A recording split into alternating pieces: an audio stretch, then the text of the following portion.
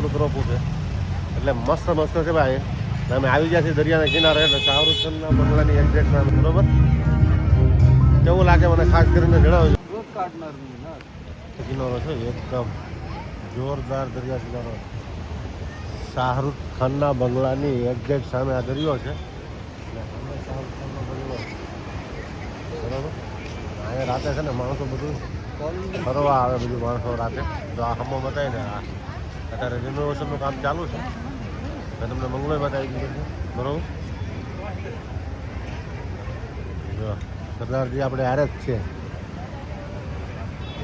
આ સરદારજી આપણે લાવ્યા છે મુંબઈ, તો એ આપણે હેરો છે ને આપણે એની હારે છે.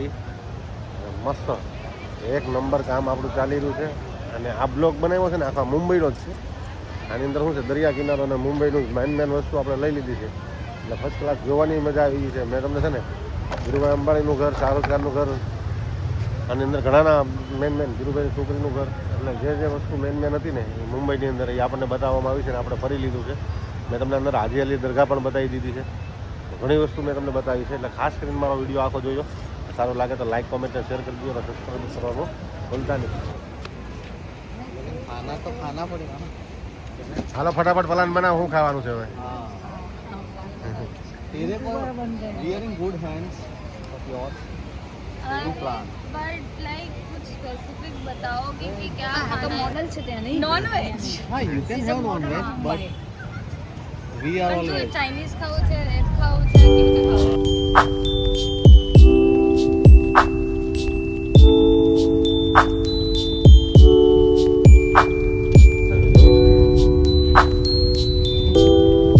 આખો ત્યાં કરીશ તો અહીંયા આખો નીકળી જશે. ના નાનમાં નહીં જોવું. હા, હજી આપણે પાછું ઘરે પહોંચવાનું છે સુરત. એ તો પહોંચી જશે.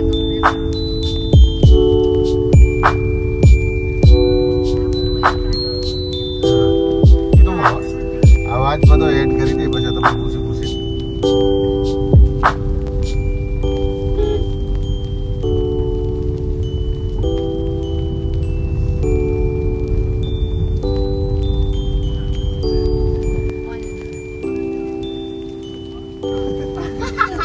હવે સાંભળો બધા. ચાલો. अरे भाई अमिताभ का घर नहीं आ रहा आगे. जैसे बाहर आके बोलेंगे आई.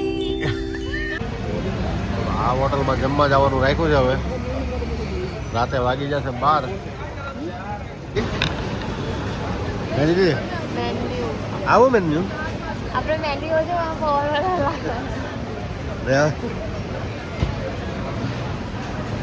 જો પંજાબી હોટલમાં આવ્યા છીએ.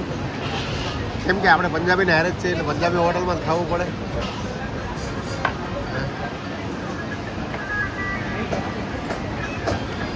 અમારી હાથું જો પટિયાલા બેગ લઈ આવ્યા છે ને એની હાટું એ લોકો હાટું જો આયાનો બેગ છે. આમાં પાણીનો ગ્લાસ પણ છે. હા, ના હોટલ છે ને ભાઈ સ્પેશિયલ પંજાબી લોકોની છે. તો આ લોકો ભાઈ હવે જો અહીંયા અમારે હાટું બધું છે ને. તો આપણી માટે લસણનું શાક છે. આ સલાડમાં સ્ટાર્ટરમાં આવ્યો આ કાંદા છે બરોબર. બધું પંજાબી. ઓર્ડર કોને કીધું છે ખબર છે? પનીરનું શાક આવી ગયું છે, દાલ મખની આવી ગઈ છે પંજાબી બરોબર. આજે બધું જમવામાં પંજાબી જ છે. જો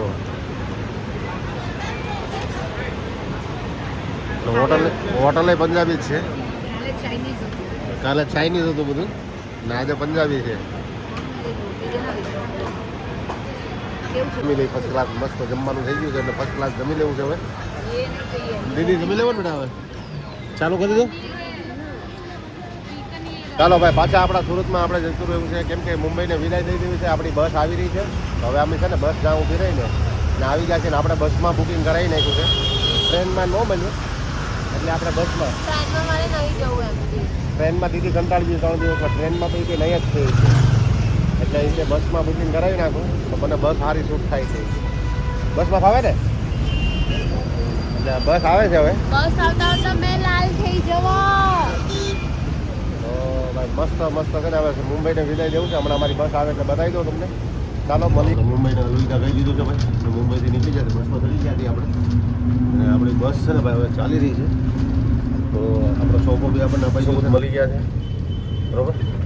નીચેનો સોફો આપણો છે 1314. તો ગાડી આપણી ચાલી રહી છે આગળ. હવે આપણે મુંબઈમાંથી હવે ટિકિટ લઈ લીધી છે અને હવે જવાનું છે સુરત પાછું. પર મોઢું રાખી કેમ છો બેટા? હે કેવું લાગ્યું મુંબઈ? मुंबई अच्छा है लेकिन बहुत गर्मी है. भाई मुंबई अच्छा है पर गर्मी बहुत है इधर. मुंबई में 1 महीना रहूं तो मैं मेरे को पावरफुल हिंदी इंग्लिश सब आ जाएगा ऐसा लगता है मेरे को. ભાઈ હું છે કે જો ભાઈ આપણું કન્ફર્મ થઈ ગયું છે અહીં. જો હવે આ છે ને મુંબઈને અલવિદા કહી દીધું છે આપણે, કેમ કે જો મુંબઈમાંથી આપણે બહાર ગાડી આપણી ચાલતી થઈ ગઈ છે અને મુંબઈમાં પહાડ વિસ્તાર એ બહુ છે, દરિયો પાણી છે ભાઈ. આપણે સ્પેશિયલ આપણા સોફામાં બેસી ગયા છીએ, ગાડી ચાલતી થઈ ગઈ છે, તો ફર્સ્ટ ક્લાસ કન્ટિન્યુ મારા લોકો બન્યા રહ્યો. આપણે ઠેઠ સુરત સુધીનો સફર તમને બતાવવાનો છે, તો આપણે જોઈ લો કેવું લાગે છે. સામાન વામાન પેક થઈ ગયો છે. મુંબઈમાં ફેવરેટ વસ્તુ છે ને એ આપણે લેવા થયો અરે, કેમ કે આપણે વસ્તુ જે કરવા જતા ને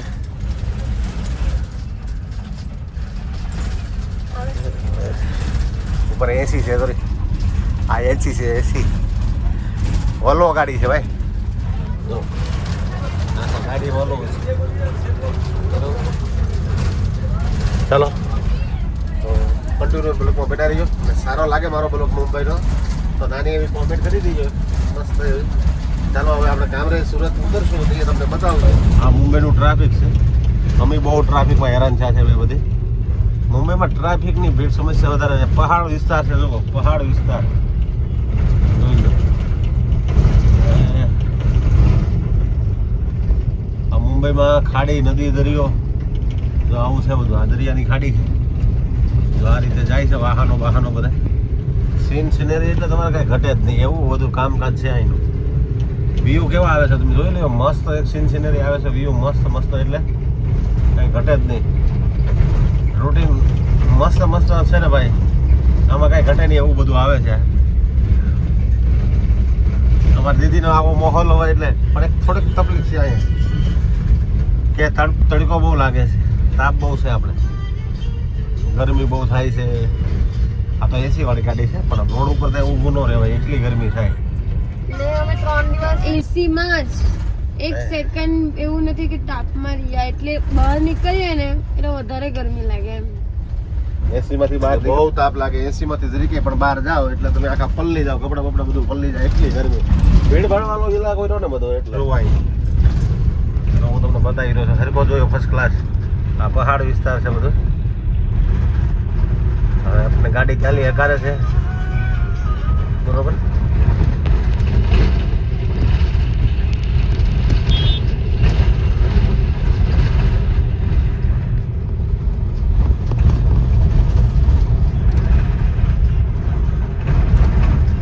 પહાડ જ છે બધે બીજું કાંઈ નહીં, નકરો પહાડ જ છે, બરોબર.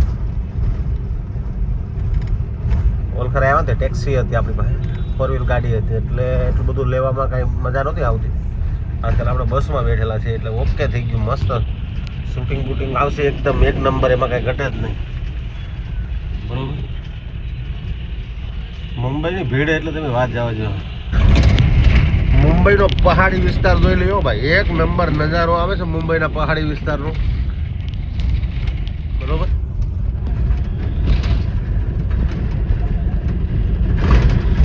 તો પહાડી વિસ્તાર છે બધો. હાઈવે ઉપર આવો ને એટલે પહાડી વિસ્તાર છે બધો.